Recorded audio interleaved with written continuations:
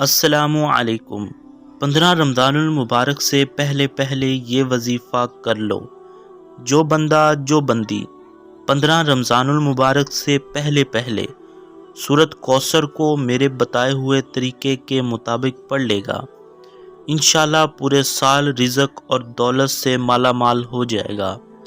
اگر کوئی بندہ پورے سال کے لیے رزق و دولت کا انتظام کروانا چاہتا ہے تو 15 رمضان المبارک سے پہلے کسی بھی نماز کے بعد صرف ایک مرتبہ سورۃ کوثر کا یہ خاص وظیفہ کر لے۔ آپ اس وظیفے کو فجر کی نماز کے بعد کر سکتے ہیں، ظہر کی نماز کے بعد کر سکتے ہیں، عصر، مغرب، عشاء، کسی بھی نماز کے بعد اس وظیفے کو آپ کر سکتے ہیں۔ افطاری کے وقت پڑھ لیں، لیکن آپ نے اس وظیفے کو 15 رمضان المبارک سے پہلے پڑھنا ہے۔ آپ نے بہت سے وظائف کیے ہوں گے، لیکن جب کوئی بندہ کسی خاص وظیفے کو خاص دنوں میں پڑھتا ہے تو اس کی فضیلت و برکت زیادہ ہو جاتی ہے۔ جو لوگ شعبان کے مہینے کو لاپرواہی سے گزار چکے ہیں، ان سے میری ہاتھ جوڑ کر گزارش ہے کہ 15 رمضان المبارک سے پہلے یہ خاص عمل کر لیں۔ یہ برکت والا مہینہ ہے، عظمت والا مہینہ ہے، حاجتوں کو پورا کروانے والا مہینہ ہے۔ رمضان المبارک کے مہینے میں جنت کے دروازے کھول دیے جاتے ہیں اور شیطان کو جکڑ دیا جاتا ہے، اور ہر گھر میں رزق و دولت کا طوفان آ جاتا ہے۔ ہر گھر کا دسترخوان وسیع ہو جاتا ہے، ہر گھر میں رحمتوں اور برکتوں کا نزول ہونا شروع ہو جاتا ہے۔ جو بندہ جو بندی رمضان المبارک کے اس پاک مہینے میں ایک نیکی کرتا ہے، تلاوت قرآن مجید کرتا ہے، 70 گنا ثواب دیا جاتا ہے۔ جو میری بہنیں، جو میرے بھائی یا جو میرے بزرگ کہتے ہیں کہ ہمارے گھر کے حالات ٹھیک نہیں ہیں، گھر میں تنگ دستی ختم نہیں ہوتی، پریشانیوں سے ہماری جان نہیں چھوٹتی، تو آج دنیا کے سارے کام چھوڑ کر یہ ایک وظیفہ کر لو۔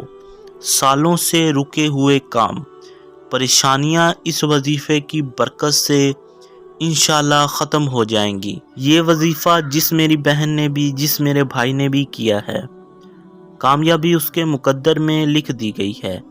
جب کوئی بندہ صبح سحری کے وقت روزے کی حالت میں یا افطاری سے پہلے سورۃ کوثر کو پڑھتا ہے، فرشتے غیب سے اس کے رزق کا انتظام کر دیتے ہیں۔ اس وظیفے کو وضو کی حالت میں کرنا ہے۔ سب سے پہلے آپ نے نبی کریم صلی اللہ علیہ وآلہ وسلم کی ذات گرامی پر ایک مرتبہ درود پاک پڑھنا ہے۔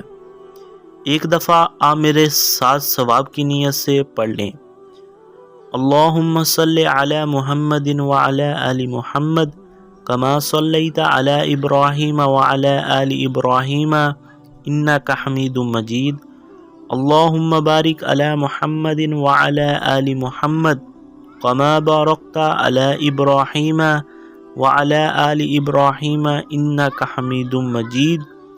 درود پاک کو پڑھنے کے بعد فوراً آپ نے اپنے مقصد کی نیت کر لینی ہے۔ مقصد کی نیت کرنے کے بعد اپنی آنکھوں کو بند کر لینا ہے۔ توجہ سے آپ نے اعوذ باللہ من الشیطان الرجیم بسم اللہ الرحمن الرحیم پڑھ لینا ہے۔ پہلے نمبر پر جو وظیفہ کرنا ہے وہ آپ نے یا اللہ یا کریمو کا وظیفہ ہے۔ یہ اللہ تعالیٰ کا صفاتی نام ہے۔ اس نام کو آپ نے 11 مرتبہ پڑھنا ہے۔ یا اللہ یا کریمو، یا اللہ یا کریمو، یا اللہ یا کریمو۔ اس طریقے سے آپ نے ان ناموں کو 11 مرتبہ پڑھنا ہے۔ ہاتھ کی انگلیوں پر پڑھ سکتے ہیں یا تسبیح کے دانوں پر۔ دوسرے نمبر پر جو آپ نے وظیفہ کرنا ہے وہ سورۃ کوثر کا ہے۔ جی ہاں، سورۃ کوثر کو آپ نے 7 مرتبہ پڑھنی ہے۔ ایک دفعہ آپ میرے ساتھ پڑھ لیجئے: بسم اللہ الرحمن الرحیم انا اعطیناک الکوثر فصلی لی ربک ونہر ان شانیک ھوال ابتر۔ جی ہاں، آپ نے 7 مرتبہ اس سورت کو پڑھ لینا ہے۔ ہاتھ کی انگلیوں پر پڑھ لیں یا تسبیح کیے دانوں پر پڑھ لیں، یہ آپ کی مرضی ہے۔